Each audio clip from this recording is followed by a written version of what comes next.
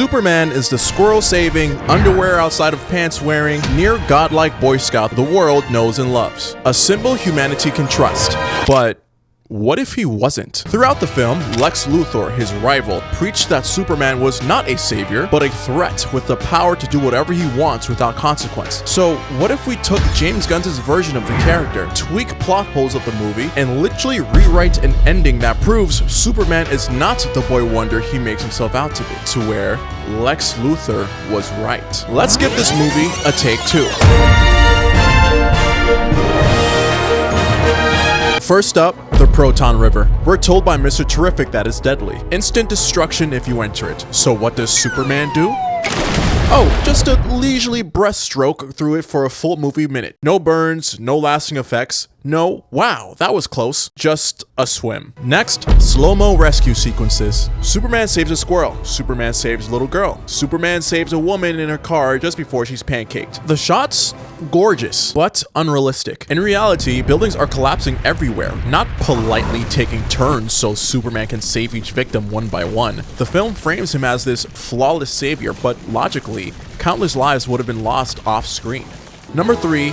International law. Superman intervenes in Baravia's war against Jahumper, personally taking out a dictator and tipping the balance of an ongoing international conflict. Afterward, it's treated as a personal burden for him and a PR problem rather than a global crisis. Yet, under international humanitarian law, a foreign unilateral intervention like Superman's is a huge deal. It's essentially an unsanctioned military strike by a non-state actor. In reality, the UN Secretary Council would call emergency sessions. The International Criminal Court might investigate war crimes or unauthorized combat. The Pentagon would be forced to explain US ties to Superman. NATO and regional blocs would issue statements. The film sidesteps all of this and reduces it to Metropolis thinks Superman overstepped. That simplification undercuts the realistic stakes of a being with godlike power taking unilateral military action. In other words, it's not just local politics, it's a full-blown violation of international law that should have redefined global order. By brushing it aside, the movie creates a credibility gap. And finally, the big one.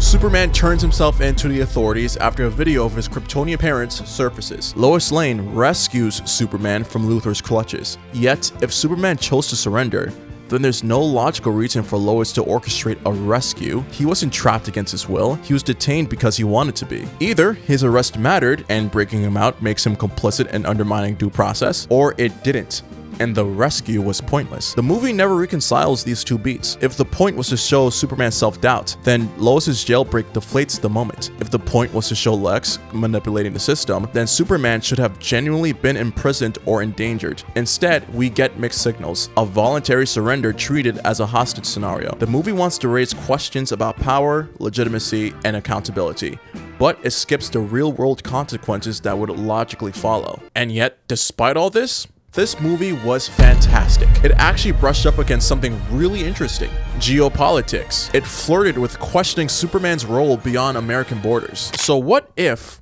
it leaned all the way in? Not only tweaked these things, but gave Superman an ending that actually made us rethink who he is and who we want him to be. Let's reimagine it. In Act 1.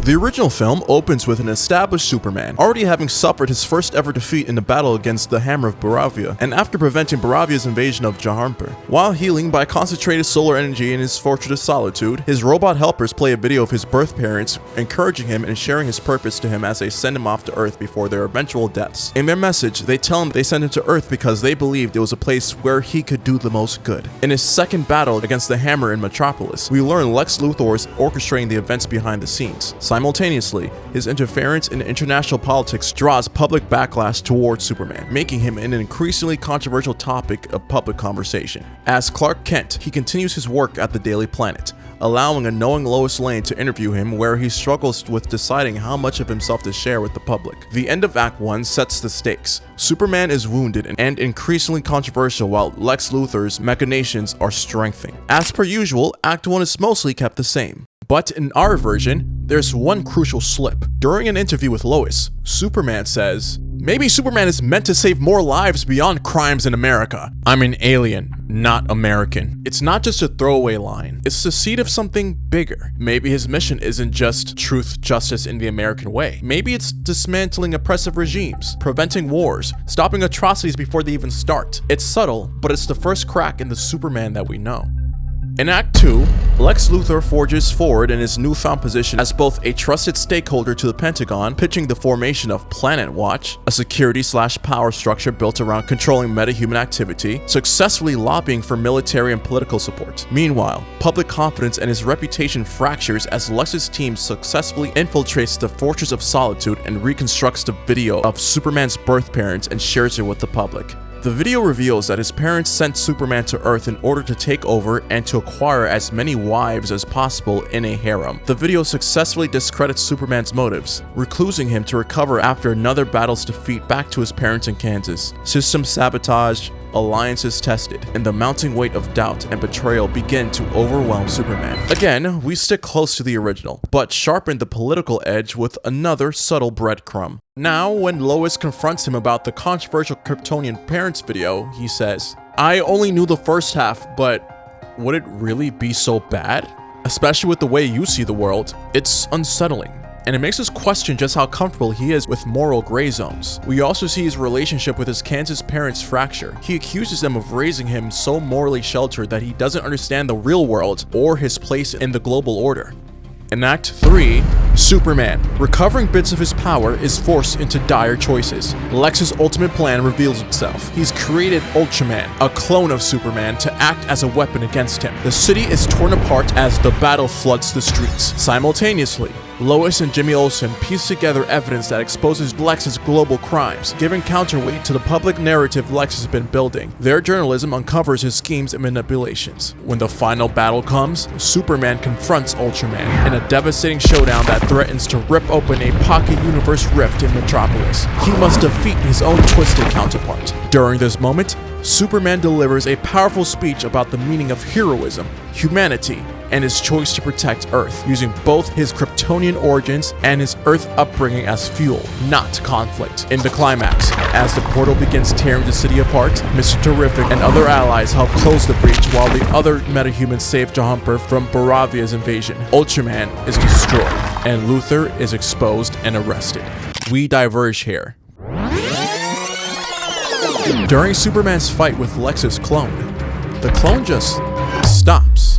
Everyone's confused, including Superman. He flies straight to LexCorp. They fight. Superman wins, but instead of turning Lex in, he whispers, "You were my favorite, Lex. We need each other. You do the hurting, I do the saving." Lex smirks. "I figured that out. Brains beats brawn, remember? But watch your back. I'll get rid of you, even if it means removing all the bad. Because without the world burning, you're nothing." Superman laughs, not the warm, reassuring laugh we know. He goes to save Jumper from disaster alongside his other superpowered allies. The world hails them as protectors. Superman seizes the PR opportunity to found the International Leadership and Protection Group, ILPG. He makes himself the leader. He warns governments to consider his role before making global decisions. In the final scene, years later, Superman's fortress in Antarctica isn't full of robots. It's full of wives catering to him. Phones ring constantly. Prime ministers, presidents, all waiting for his permission before passing policy. Lois calls. "Our article really worked out for you, huh?" she says. "This is just the beginning," he replies. "The beginning of what?" she asks. "My destiny finally being inherited." Then she says it. "You always saw the full video from your parents, didn't you?" Superman smiles. "Harems aren't as bad as people think. You'd be my favorite, Lois. The first wife has it best." News alert. A monster has been unleashed in a foreign country. Superman smirks. "No worries. I'll be there to save the day." He flies off, cape snapping in the wind. This isn't just a darker Superman. This isn't some bizarro world or some injustice Superman. It's a critique of unchecked power and the dangerous assumption that those with power will always act in our best interest. It's also a commentary on the savior complexes, how Rescue can become dependency, strip agency, and perpetuate cycles of control. You know, the way foreign aid structures have played out in sub-Saharan Africa? The same pattern applies here. Lex becomes his foil in a deeper way. A bad man doing good things versus a good man turned bad. Two sides of the same coin, both convinced the world needs them. It's the Superman ending we should have gotten, the one that doesn't just end with him saving the day, but makes us question if we even want him to. So yeah, maybe this would have been too much for Warner Bros. To greenlight, but maybe not. What do you guys think? Would you watch this version? Drop your thoughts in the comments, and while you're at it, tell us which superhero you want us to rewrite next.